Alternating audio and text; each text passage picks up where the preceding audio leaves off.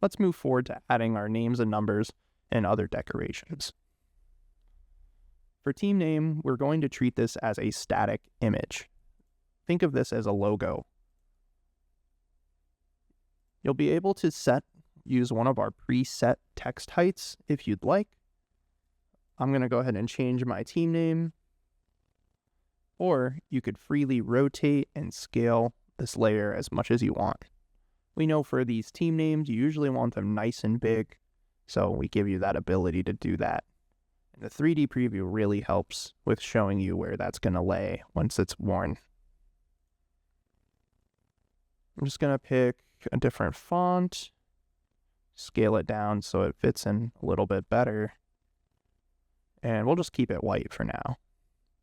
Outline will be the first outline right around the shape. You can pick any color you want, of course.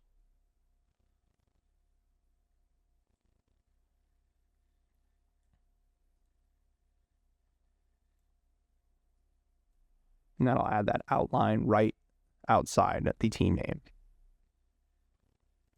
I'll click back onto my team name now that it got deselected, and it'll pull up this layer in the Names and Numbers tab, where I can go ahead and add a second outline. Now, something I like to do and I like to show off is that since I'm using a solid fill of black on the torso here, I'm going to change outline 1 to black, and I'll change outline 2 to royal, and that'll give me a nice spaced outline look.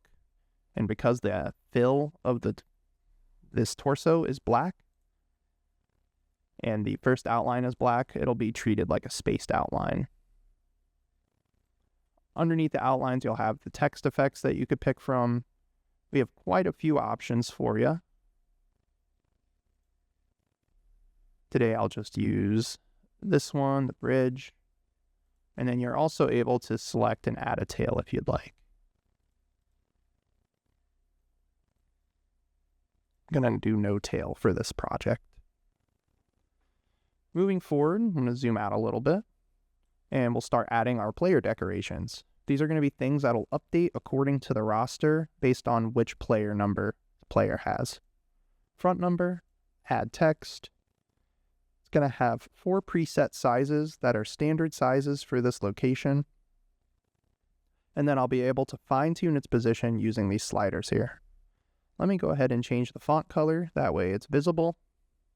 I'm not going to add an outline or text effects to this, but they are available for this layer as well. And then I'm going to go ahead and, like I said, I'm going to fine-tune this position. Let's do a side number for this project.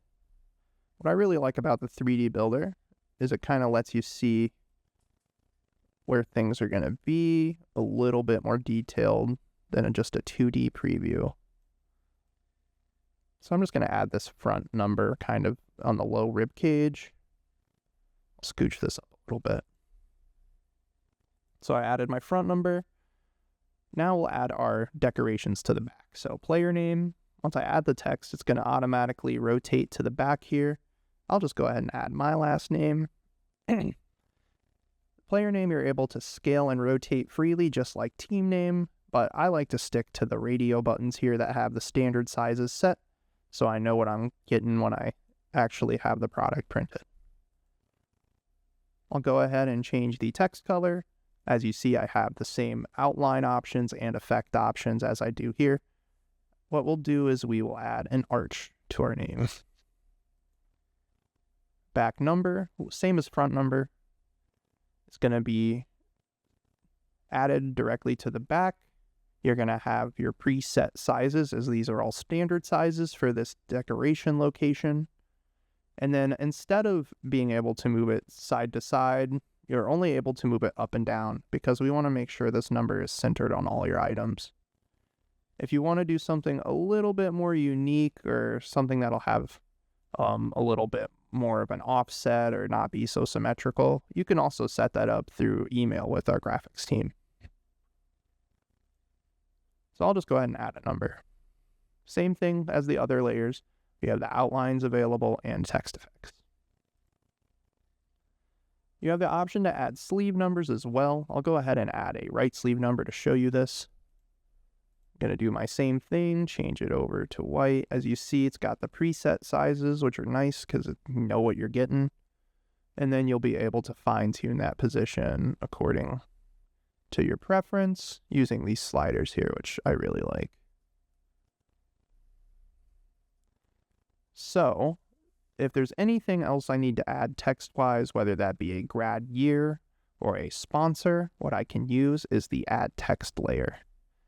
This will be treated as a static image for most items, but is a great way to indicate where you need to incorporate other roster fields, such as like grad year, or if you're going to have changing sponsors between your roster. Usually with this, you'll have to go through a little bit of setup with our graphics team, but that gives you a lot of flexibility in terms of what you can do. So another thing that we see common is like, we'll see shirts where they have a captain letter. It'll be like right up here usually. It's usually a bit smaller. And then I will go ahead and just move some stuff around. So now I got the option to send this proof in, and I can say I'm going to have a set that's going to have the C logo if it's indicated by the roster or something. There's a lot of ways you can use our system to have quite a bit of flexibility when you're designing. Especially once you start to work and collaborate with our graphics team, you'll really be able to do quite a bit of unique stuff. So I just got my basics set up here. I haven't added any logos though, so that will be what I go ahead and do next.